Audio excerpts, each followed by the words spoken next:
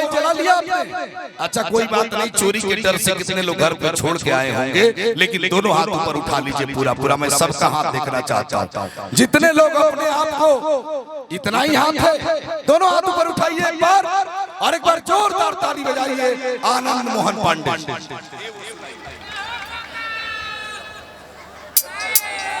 भाग बढ़ आवते आवते एकदम आफत कर देला।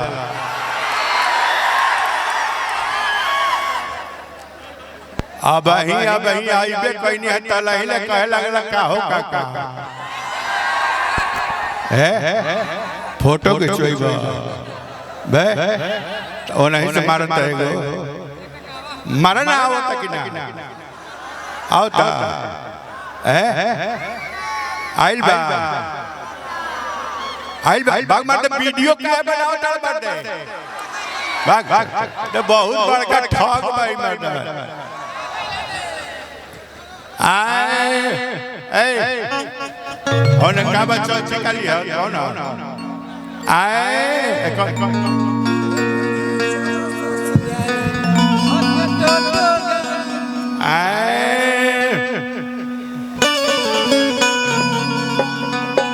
अरे बूढ़ी चला ससुरारी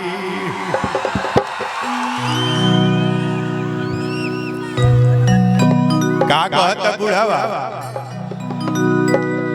ए बूढ़ी चला ससुरारी अरे धोके टोटो गाड़ी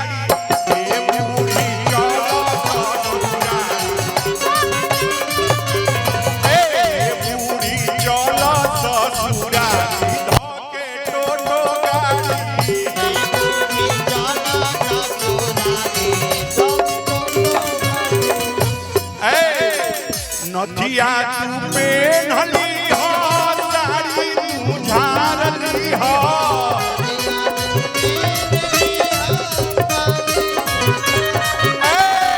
नथिया तू पेन्हली हो साड़ी तू झारली हो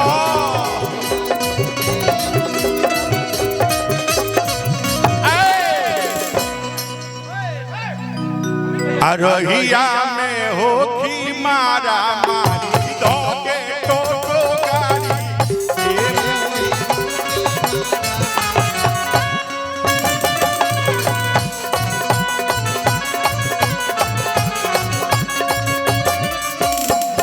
ए बूढ़ी चला ससुरारी धोके टोटो गाड़ी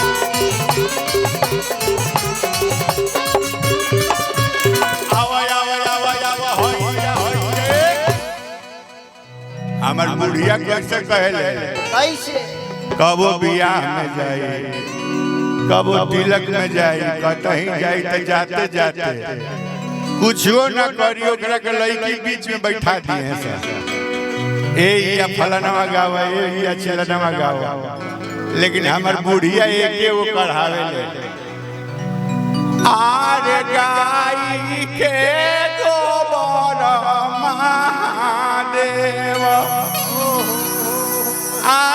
आंगनली बाई गजमतिया हो महादेव अरे चौकाली पाई सुनी है शिव के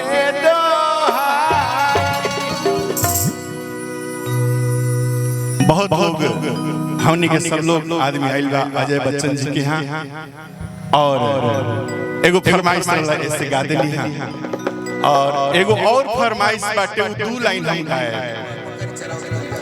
देख जितना विवादास्पद हमार गीत बाड़ी सा उहे जोन बा गीत यहाँ के कहब अच्छा हम गाते हैं दो लाइन हाँ वो ए भाई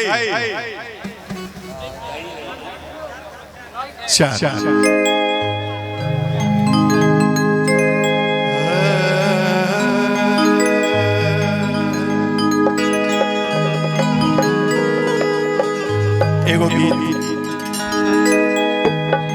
आज से लगभग 20 वर्ष पहले हमनी के सरकार, हमनी के व्यवस्था कुछ अलग रहे और उस समय में एगो गीत हम गौले रहनी। आप सबके ये भी बता दी, बहुत विवाद भी रहे, जे वो घड़ी हुई देखले हुई सुनले हुई।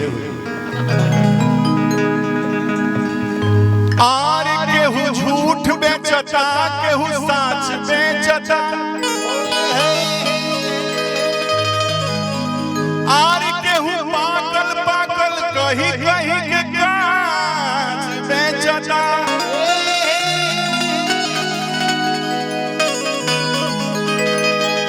केहू छात बेचता, केहू पात बेचता, केहू गद्दी खातिर सगरी जमात बेचता। केहू सस्ता बेचता, केहू महंगा बेचता। आनंद मोहना के बसिया सेकी सेकी खस्ता बेचता। अरे तो कैसन बा जमाना, अरे कैसन सरकार बा, मिलत नहीं खे नौकरी। अरे का करो बेरोजगार बा। आशु जी की तरफ से बहुत पुरस्कार बा। अरे में भी तुकबंदी मिल गई, तुकबंदी मिल गई। अरे कैसन बा जमाना, ई कैसन सरकार बा। आंसू जी के हाथ देखी बहुत पुरस्कार बा। आर 40 के उम्र भई अगुआ नया बता।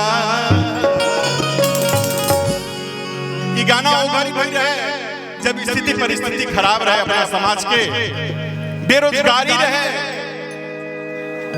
वो घड़ी फिरे बिहारी जी गीत के लिखले रहे। अरे कैसन बा जमाना, ई कैसन सरकार बा। कैसन बा जमाना, ई कैसन सरकार बा। देखे नौकरी का करो बेरोजगार बा।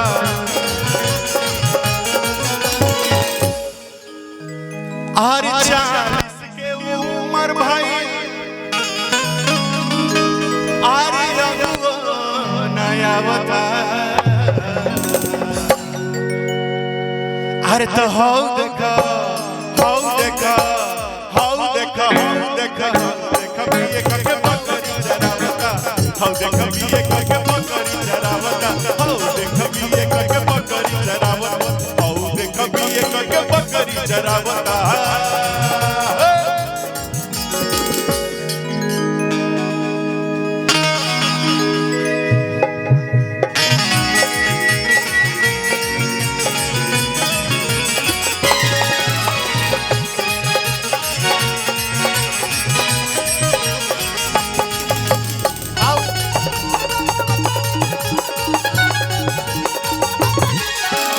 कैसन बा जमाना, कैसन सरकार बा। मिलत नहीं नौकरी, का करो बेरोजगार बा। 40 के उम्र भई लगुओ नया बता। बाबा बाबा के ह हम आई तन लोग के बैठाई में सुनाते नहीं के का गावत। आ हमरो नहीं के सुना। तनी बैठ जे भैया या त नीचे उतर जे मंच पे का करत रह जा। ए तनी महाराज तनी साइड हो गई, ओया से साइड हो गई। सोनू जहर वो दे के फरमाते हैं कि बाबा का बोकल बना देता पीछे वाला। आप लोग हेलो, आप लोगों को मैंने उस खंबे से पीछे किया था, फिर आप लोग यहीं पे घुसे। आप लोग से रिक्वेस्ट है, जितने भी हमारे जनता जनार्दन गण यहाँ पे मौजूद हैं और सभी लोग जितने खड़े हैं, सभी लोग कृपया आराम और शांति से अपने अपने स्थान पे ग्रहण करें और प्यार से एकदम अपने गीत का आनंद लें। आप लोग से मैं आग्रह करता हूं कि कृपया आप लोग स्टेज को पूरा खाली खाली खाली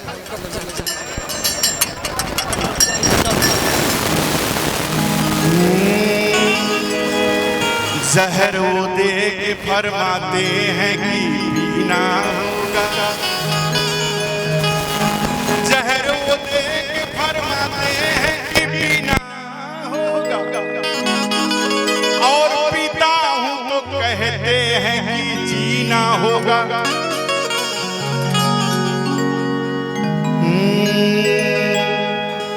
आर्मी सरी मला